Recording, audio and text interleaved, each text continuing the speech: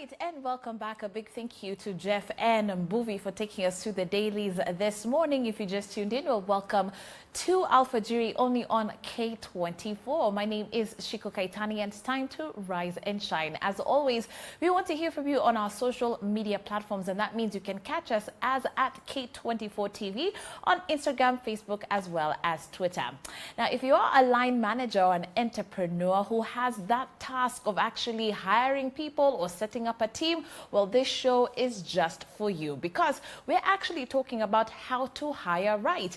It's not enough to actually just say, okay, I'm going to bring so and so into my team because they fit the budget. There's actually more that goes into it. And my guest today, headhunter and the founder of justwork.com, is back. Natalia Zara is here with us today, and she is absolutely charged to speak to us this morning. Good morning. Absolutely.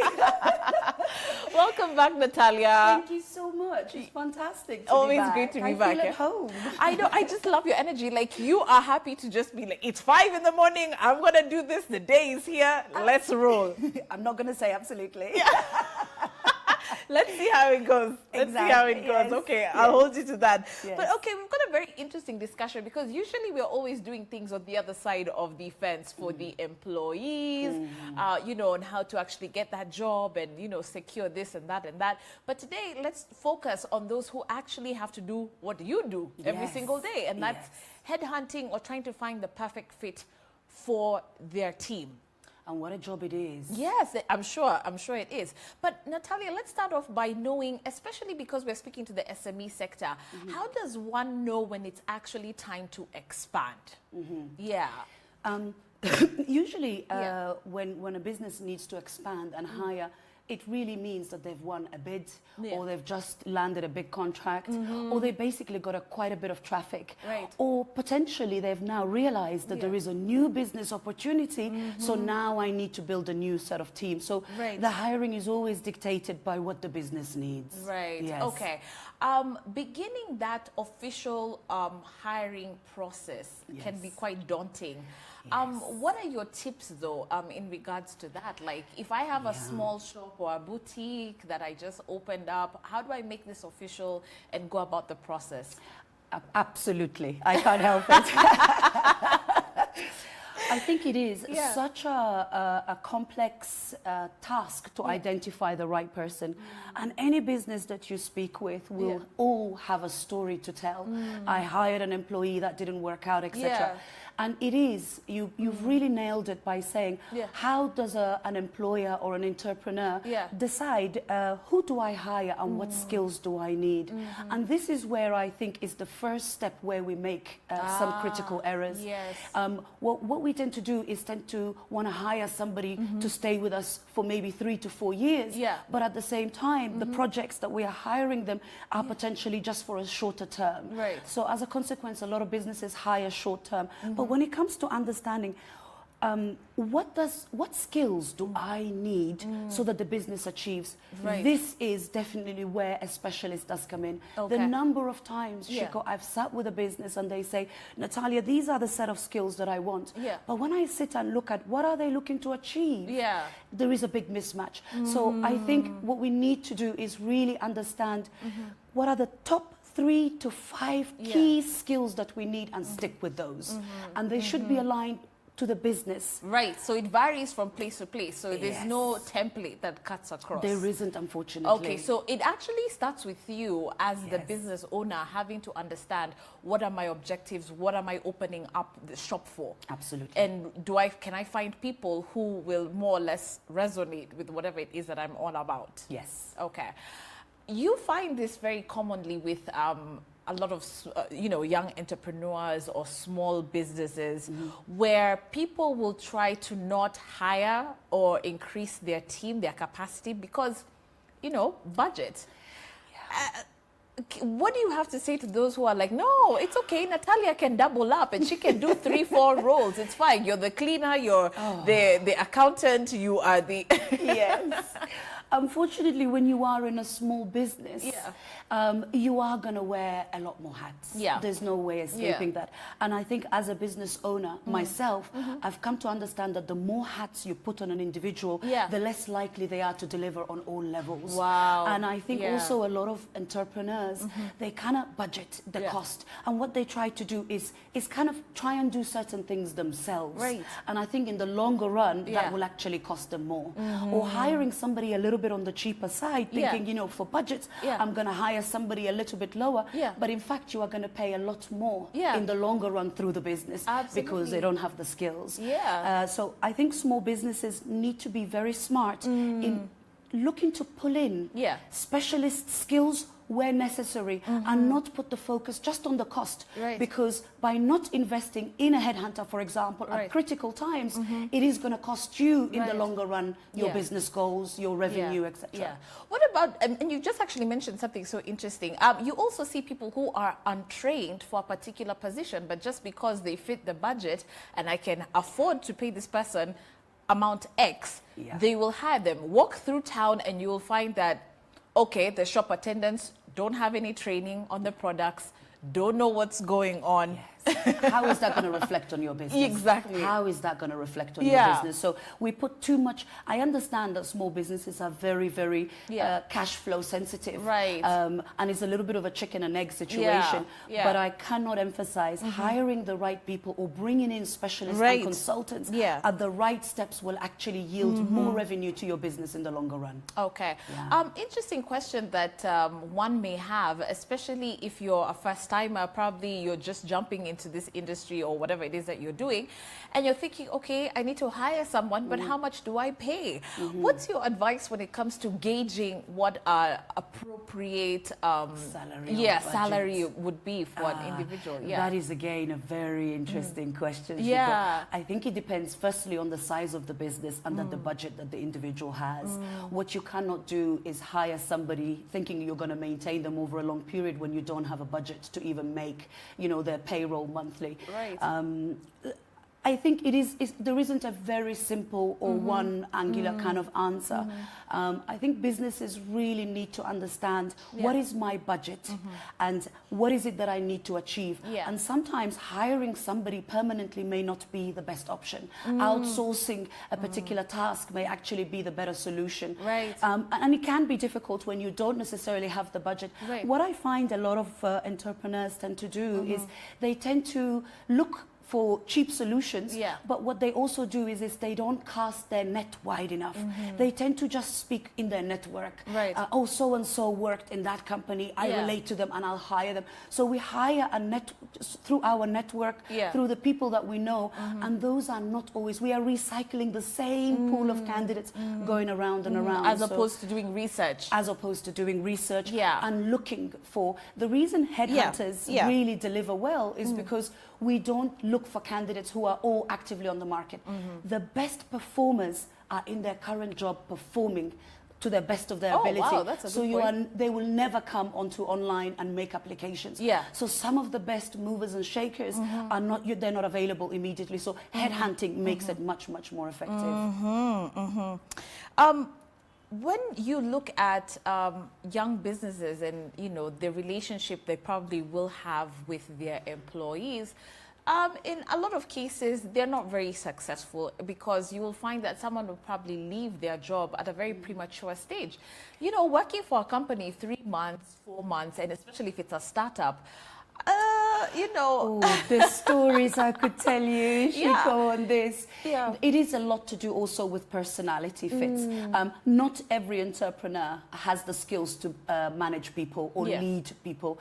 People management and leadership are a specific set of skills. And just because you are an entrepreneur does not guarantee that you will have that set of skills. And it is a lot to do with personality. And more importantly is high expectations and assumptions made on both parties and no clear communication. So somebody may expect something, somebody else may not have understood what the expectation is.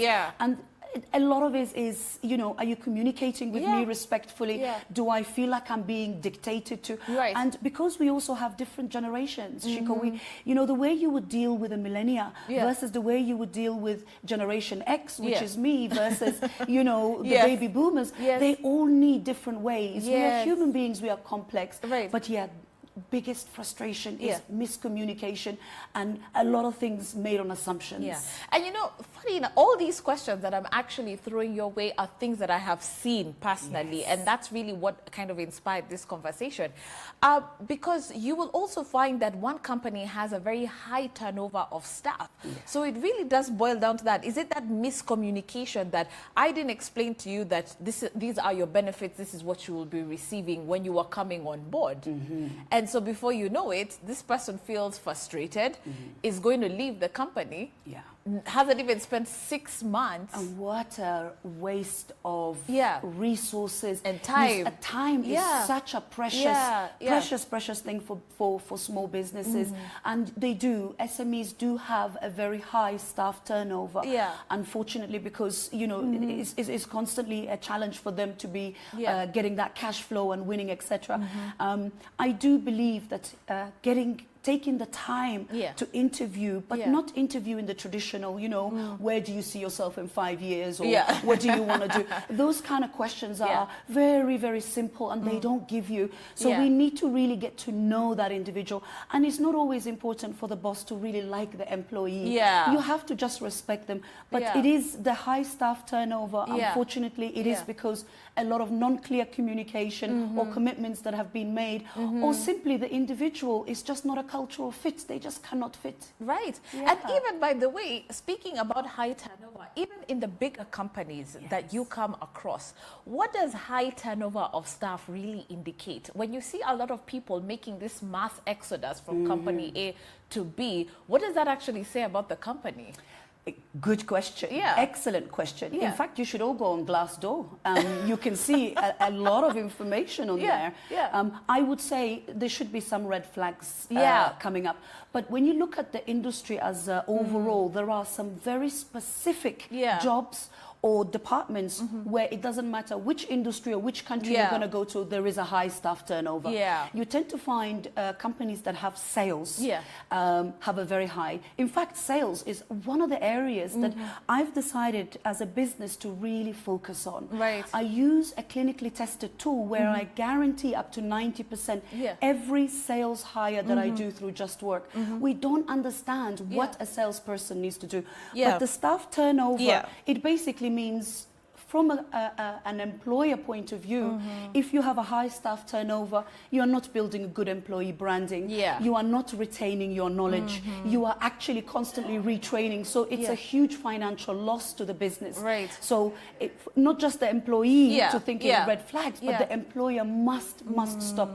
Because if you invest 2 months in bringing somebody onto your culture, onto understanding, you need at least another 8 months to get your ROI for that hire. So start to look at what it is, and if you see a behavior or a pattern repeated in your hiring, the same thing has happened maybe now by the 3rd or 4th employee, bring in a specialist so that we bring that objectivity and give you the tools so that doesn't just happen. Outsource that service. Exactly. Okay, I'm thinking I am an entrepreneur. I have just opened shop. I'm a startup company.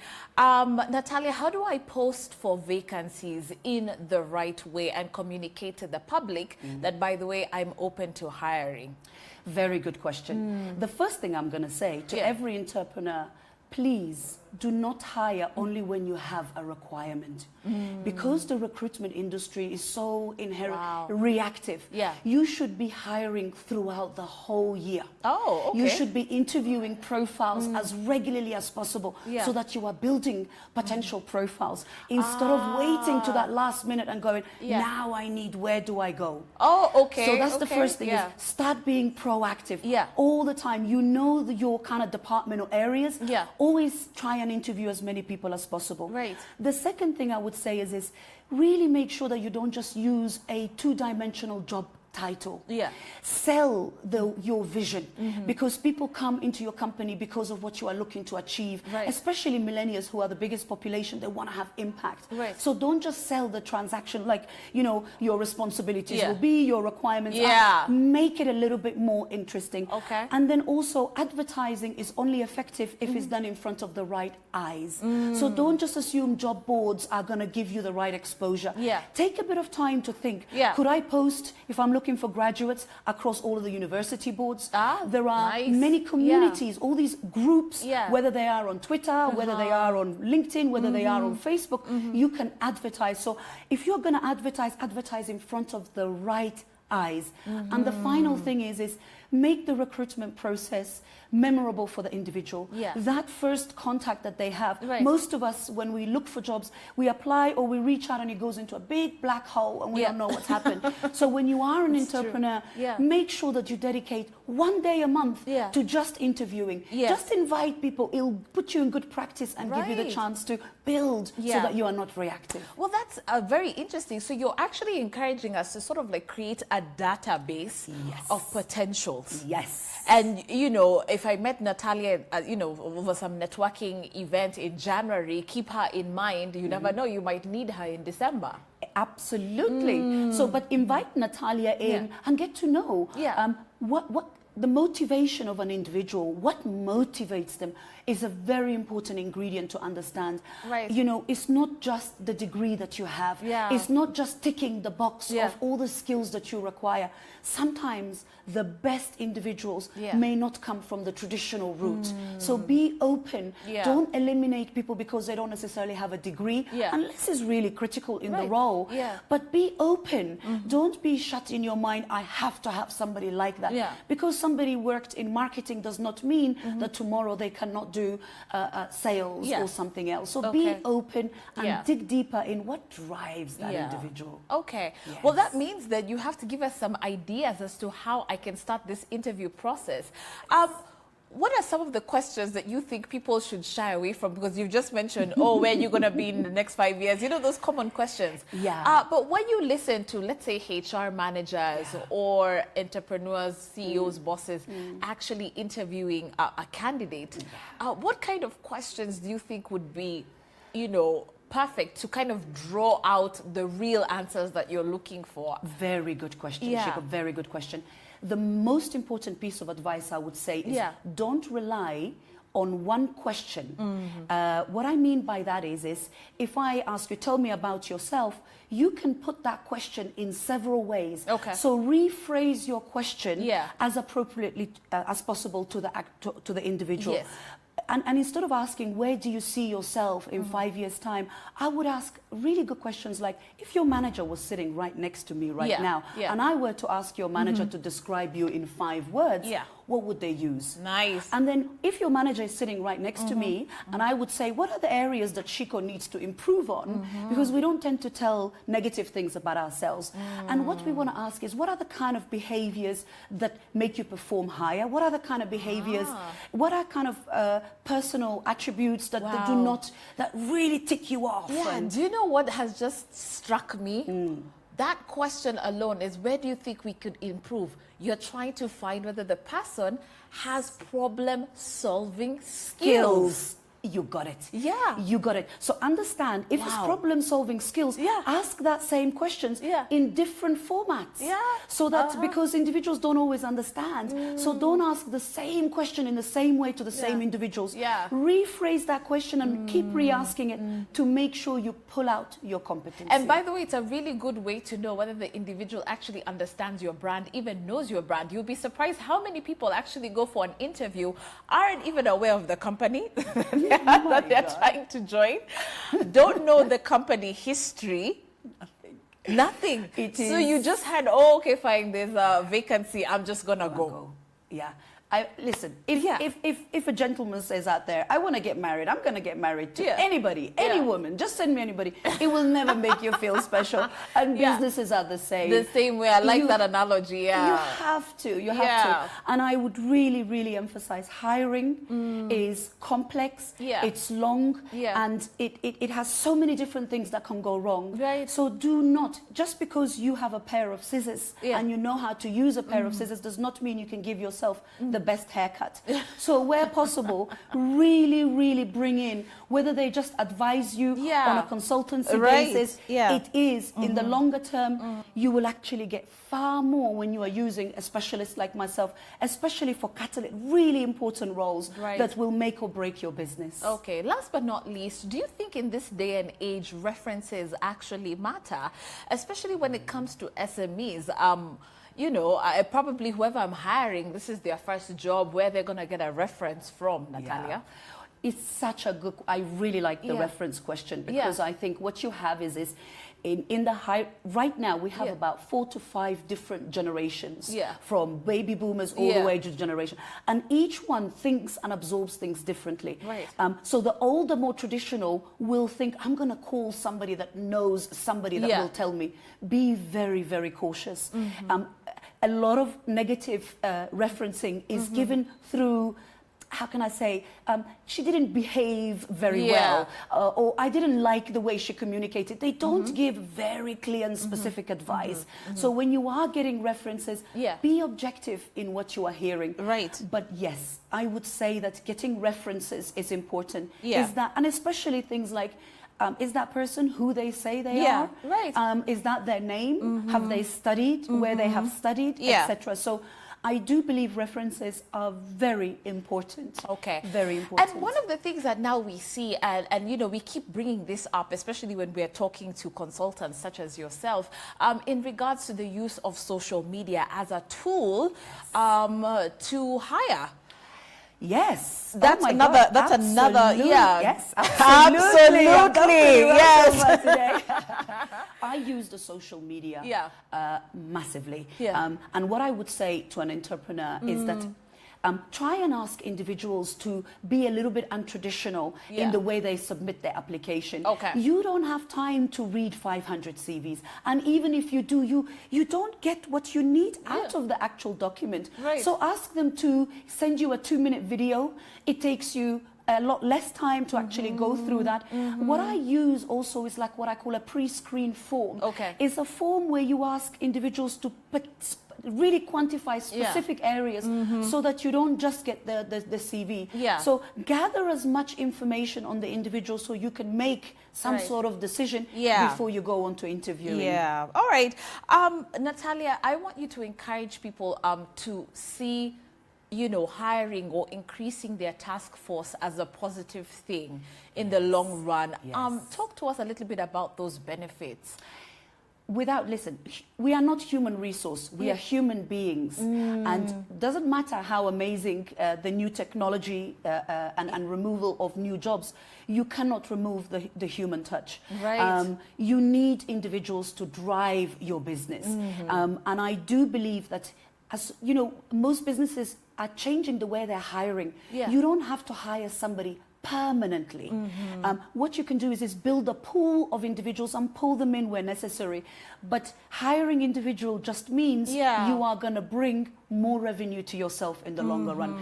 Each resource that you're bringing on board should be increasing your businesses. So it is not about hiring less people. It is about bringing as much revenue as you can and not compromising on costs, because you're compromising on your revenue. Okay. All right. And just even to add on to what Natalia is actually talking about this morning, I actually came across something very interesting on Indeed.com that says to keep your business growing and maintain high employee morale, watch out for the signs that it's time to grow your team. Number 1, high employee turnover rate. We talked about that. Unusual spikes in customer complaints. Very, very common, especially for a lot of the online businesses we have today. Lots of complaints about about the service delivery, rise in overtime costs, frequently falling short of goals. Are you feeling that stress, that strain as an entrepreneur? It's time to expand. And of course, the need for specialized skills is another reason as to why you probably want to add more members to your team. And if you have not taken time off for months, maybe you could need some help. Very well said. All right, Natalia, let me give you the chance to let people know what justwork.com is all about as we wind up. Absolutely. Go ahead. And so Just Work has a missing you because we are looking for you. Yeah. What we do is we headhunt. We really help businesses achieve their business objectives. Yeah. If you have any recruitment requirements, any headcount, and you've given it your best go, you've gone out there, you looked and you've not found somebody, reach out to us. Reach out at Just Work. Yeah. We will not charge you anything until you found really your perfect candidate. Oh, nice. Yes. Okay, it's definitely a good deal. I was going to ask her, so are you guys available for consultation? But I already know the answer to that. It is absolutely. All right, headhunter and founder of justwork.com, without the you, because they're looking for you. Natalia Zara in here in studio with us this morning. If you enjoyed this conversation, why don't you let us know through our social media platforms? And by the way, hit me up on my personal platforms at Shiko Kaitani. And of course, I'll be able to put you in touch directly with Natalia just in case you missed that, okay? We're going to take a short commercial break, and then when we get on the other side, it's time to get interactive with my co-hosts Jeff Mote and Paul Boovie.